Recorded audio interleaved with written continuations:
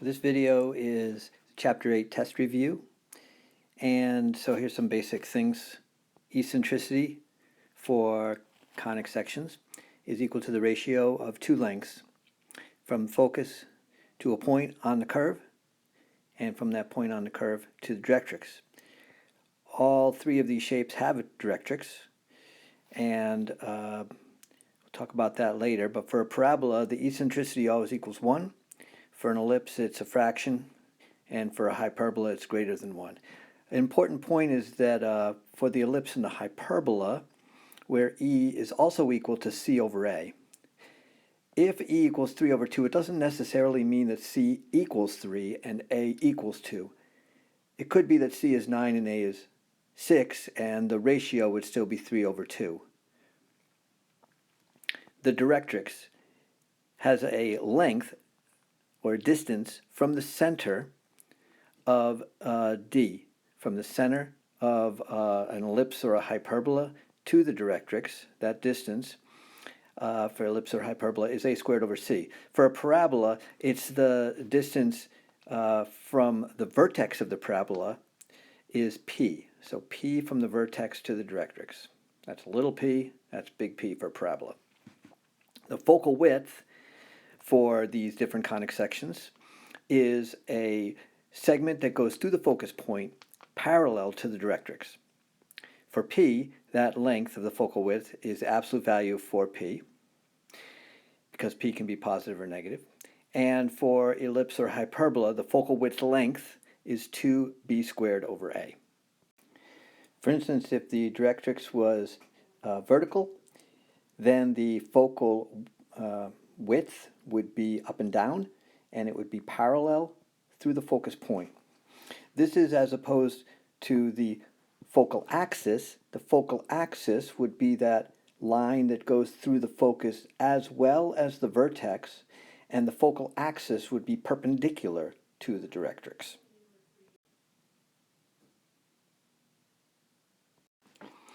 A couple other basic things for an ellipse.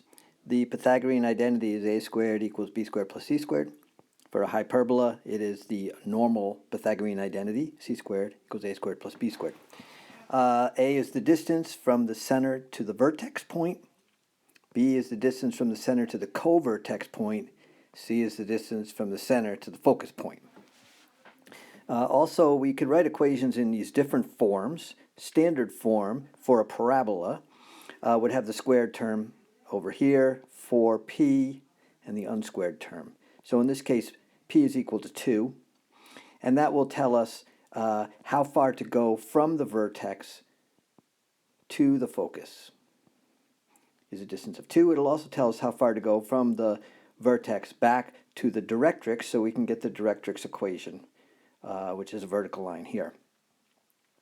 We could write that same equation in general form by multiplying out y minus 2 squared, distributing, bringing all the terms to one side, equals to 0, no parentheses, general form. Same exact equivalent equation. Parametric form would be taking your original equation, whatever's the squared letter, in this case y is squared, make that equal to t. That just makes it a lot easier then to isolate the other letter, to isolate x. So we just divide everything by 8 and subtract 3 to get what x is. Polar form. Polar form for this equation is not applicable because polar form is limited to our focus being at the pole. In this case, our focus is not at the pole, so we will not be writing a polar equation for this. In this example here, we have a standard form equation which has a center point at 3, 0, and has an a value of 5, a b value of 4. So we can solve for c using the Pythagorean identity for ellipses. A squared minus b squared is c squared. And we can figure out where our focus points are. And one of the focus points, coincidentally, is at the pole, which means that we could write a polar equation in this case. First of all, general form, we would multiply both sides by both 25 and by 16 to cancel out both of the denominators. So you'd have 16 of these plus 25 y squareds equals 16 times 25. And you'd FOIL it all out, combine like terms, and get your general form equation with no parentheses. For parametric, I will go back to my standard form and have cosine squared plus sine squared equals to 1, or sine squared plus cosine squared equals to 1. So in the ellipse case, it doesn't matter where the cosine and sine are located. The only difference would be if the cosine is with the x and the sine with the y. When we put in 0 for t, we would be over here at 8, 0, and we would be moving in this direction as it got drawn. Where if we were over here and we put in 0 for t, then we would be at 3, 4, we'd be right here, and we'd be going in this direction as the ellipse is drawn. So it's just a matter of the direction that it's drawn in. They're both correct.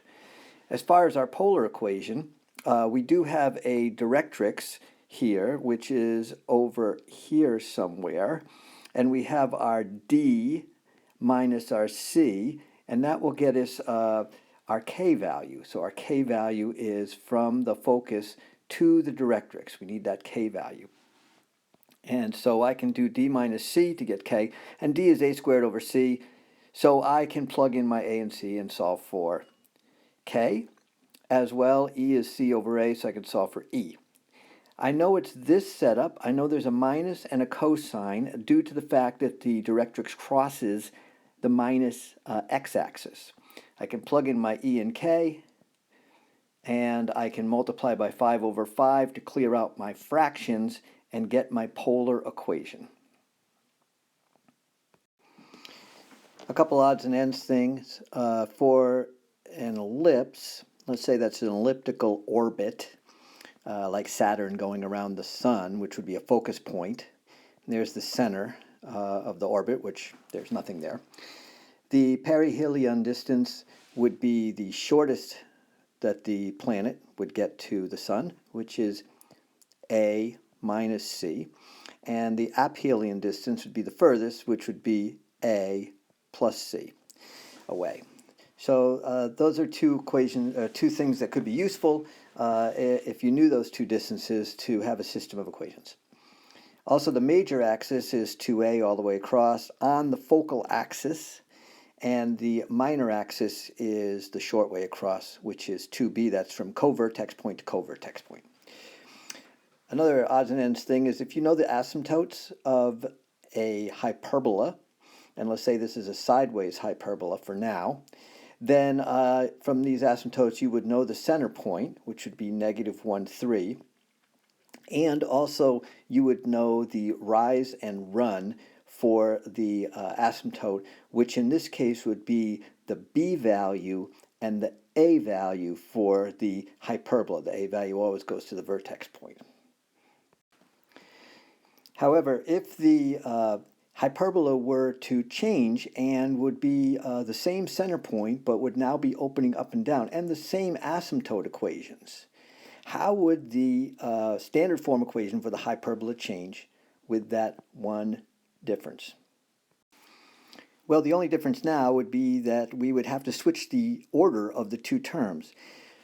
The a value is now 4 and the b value is now 5.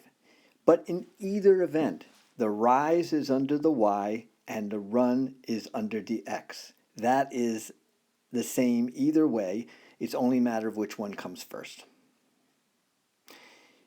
In a parabola, it's good to know that if you have two of the three of these pieces of information, a focus point, a vertex point, or the directrix equation, you have two of the three of those, you can write a standard form equation.